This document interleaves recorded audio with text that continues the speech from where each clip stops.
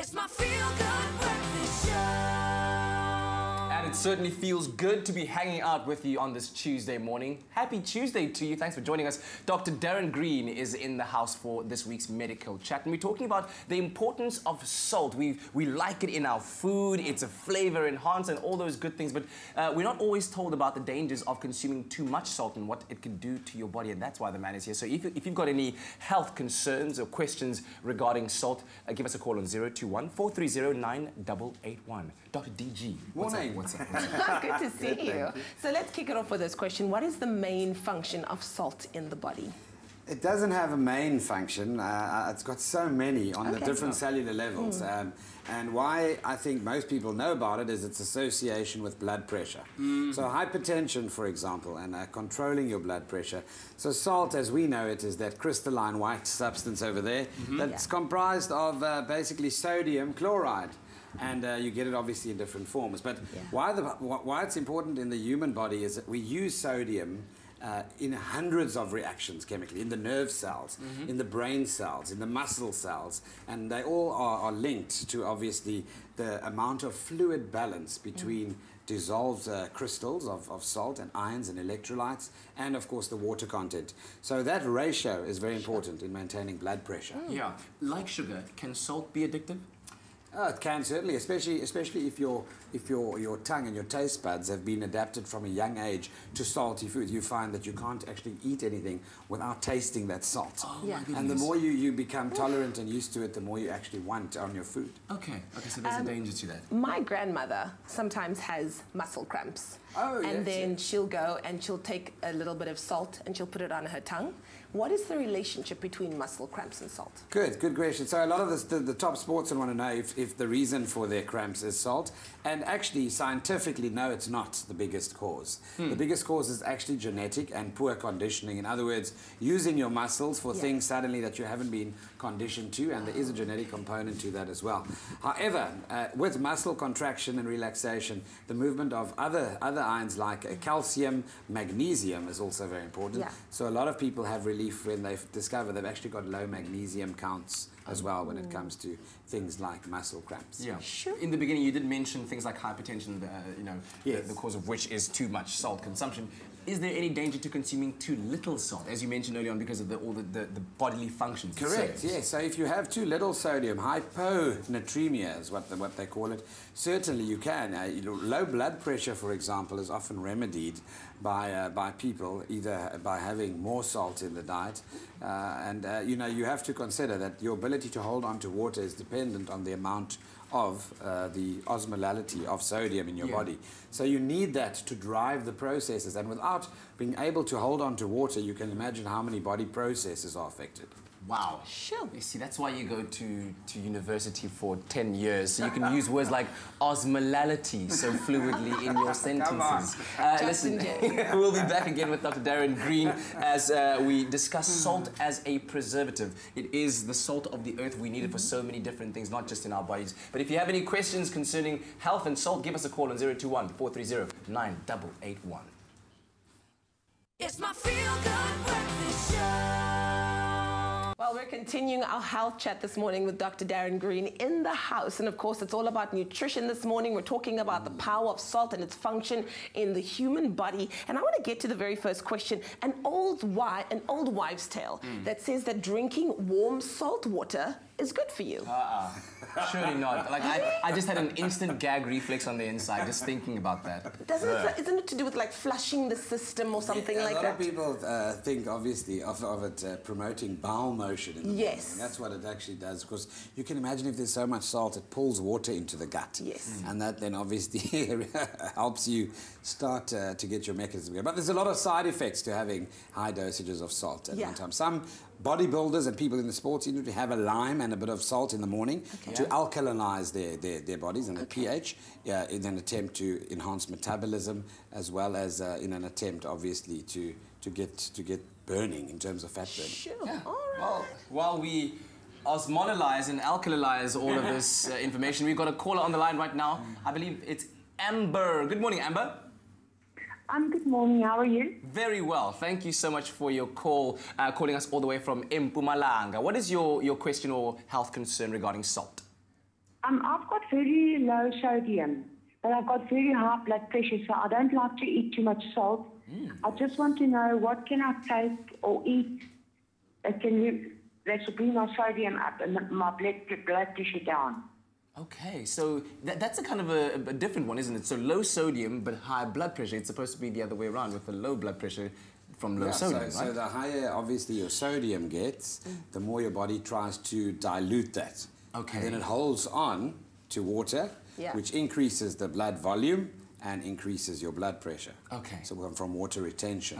So if you've got low sodium and high blood pressure, that means that there's certainly a discord between the balance of the retention of sodium and the secretion of water through the kidneys. And there are different hormonal causes, obviously, that can lead to that. You get different hormones involved that affect the permeability, in other words, the absorption or the size of the filters of a sieve in the kidneys to allow water through, for example. And the system that controls that, if she wants to Google it a little bit, is the renin angiotensin aldosterone system, RAA. Wow. The RA. The RAA. So if you want to go to have a look and understand how that works, and you have a hormone called ADH, which is the anti-diuretic hormone. So it prevents you, obviously, urinating. So she needs to understand the balance between those and then also look at all the secondary causes of why people have hypertension. Yeah, and as always, Amber, do consult your medical practitioner. Correct. We're still on the topic of salt acting as a preservative, and we'll come back because I want to know why it works so well in things like biltong and droewors. Yeah, well, what does it do to make it so lekker? All right, and you keep on calling us on 0214309881 as we continue our medical health chat with Dr. DG. It's my feel-good breakfast show. Mokhaitu Dumela, happy Tuesday to you. Thanks for joining us as we begin this day. Dr. Darren Green on the hot seat. We're talking about all things relating to salt. And the body and what it does. And we got a call on the line right now. Ntswaki is joining us. Good morning, Ntswaki. Good morning. Where are you calling us from? I'm calling from Katlehong. From Katlehong. Yes. Carletonville, I get it. Okay, what is your question? My question is, can I speak in Sesotho? O kana bua ka Sesotho? Okay. Potso ya ka ke gore ke na le ngwana o nang le 3 years. O rata letswai. Ha bona dibotlolo tsa matswai ka motlong, o rata go di khora ka leleng. Le dipaketenyana tse tsenyane tsa letswai, maybe from the fast food. O rata go di bula a dije. Jaanong ne ke batla o tseba gore obaneng a rata letswai hakana. Okay, so Ntswaki's 3-year-old loves salt. In fact, he licks containers with salt packets that have salty tastes to them. He completely just loves them. So what can she do to prevent that? So let's talk about, firstly, the dangers of that, if there are indeed any dangers, and then what can Ntswaki do to help her child? So it's interesting that your body often tells you what it needs. Children that often find themselves in clay pits and sand pits eating sand often have an iron deficiency. And often it ends up pointing to a simple thing like worms or parasite infection of the gut, causing the anemia. When it comes to sodium and salt, you often crave salt if your sodium levels are running low, or if you have a problem with that salt-water balance. So certainly, if there's a difference between not being able to taste salt and then obviously just not being able to get enough and craving salt. So that needs to be sorted out. But certainly a look at that child's urine is a simple way of looking at the kidney function. That will give you an idea as to how concentrated the urine is. Are there any signs of any kidney dysfunction that could be driving this craving for sodium? But I don't want to alarm her. It could just be that he likes salty food, like chips and so forth as well. So have a look at that, urine check and then electrolyte check, and obviously assess the kidney function. And obviously keep an eye on access to too much salt. Okay, there we go. So Ntswaki, ke tseba hore o tlile o tlhalogantse sentle hore o tsaya ngwana ha o mo ise ko ngakeng hore a tla kgona ho mo checka ke. Okay, ke a leboga. Ke a leboga Marona. There we go. All right, beautiful. Good question. Well, when we come back, we want to talk about your question about boerewors and biltong, of course, and other preserved. Ek het gepraat van droewors, nie boerewors. Dis 'n ander tipe boerewors is ook baie sout in, but we'll talk about that and of course why salt is such a good preservative. Good. Okay, wonderful. More with Dr. Darren Green after this. It's my feel-good breakfast we've got Dr. Darren Green with us here still. We're talking about salt and, of course, nutrition and how it all functions with the body. Just because we've been mentioning it for a while now. Droewors and biltong. Yes. And other preservatives that have salt in them. How does salt work as a preservative? It's incredible. We use it, obviously, in pickles. We use it in jars. We use it with fruits. As well, and how it actually works is it prevents fungal infections growing, obviously, on whatever it is, by dehydrating the meat. So it helps dry out the meat a lot quicker. Obviously, in a biltong maker or a droewors maker, you have fresh air that circulates and dries out the meat, but salt does that too. Also, what the sodium does, obviously, is it causes the bacteria that can grow to die and leads to obviously antibacterial properties because it actually involves water leaving the bacteria to neutralize the surrounding salt. So the bacteria then shrivels up and dies. Yeah. Simple as that. I had a very stupid thought in my mind now. I'm going to ask the question anyway because it's there. So in the same way that salt dries out the meat and preserves it in that way, if you have too much salt, can you expect that to happen to your body? Is your face also going to dry out like that as well? You can look like a prune too if you... Yes, oh, you can. Okay. Sure, okay. really. So be careful. Think of the water challenge. The water challenge in boxers, where they drink a hell of a lot of water immediately to tell their body, I've got too much water. What does the body do? It gives a response where it just urinates and you have diuresis, and then you lose too much water to bring your weight down. Wow. While you weigh in, and then all that weight in terms of water coming back as the kidneys get back their balance, comes back later. We've actually got a call on the line. Dina Katsu from Kempton Park. Good morning. How are you and what is your question for Dr. Darren Green? I'm okay. I just have two quick questions. The first one, I just want to find out, is there a difference between the normal salt that we buy from the shop and do they call it helium, the pink salt? And the second one, I just want to find out, why do we always, when we have a toothache, they say you must mix warm water with the salt. It helps. Does it help or is that a myth?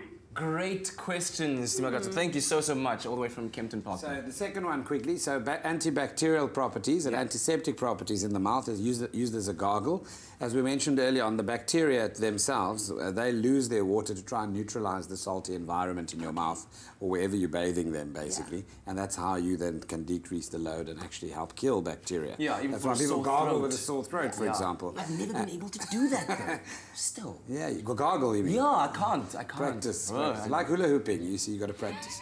so the gargle, so the other question was regarding Himalayan salt versus normal iodized table salt. And they do differ because of where they come from, the size of the crystals, and that actually also affects the weight and the amount of sodium in the different types of salt. So there is a difference between iodized table salt that's smooth and fine, Himalayan salt that you grind with the big crystals, and kosher salt, for example. The sodium content is the highest in the smooth table salt and the lowest in kosher salt. Oh, and you probably tend to also use a lot more of the iodized salt because it's so small, so you shake more. It escapes those vents a lot quicker and easier. Yes. All right. Gosh, such an interesting topic salt is. Thank you so much, Dr. Darren Green. We look forward to doing it again next week. Thank you so much to our interesting callers and their questions too. Absolutely. Wow. Awesome stuff. Thank you so much. What are we doing right now? We're going over to the kitchen. Straight on. What?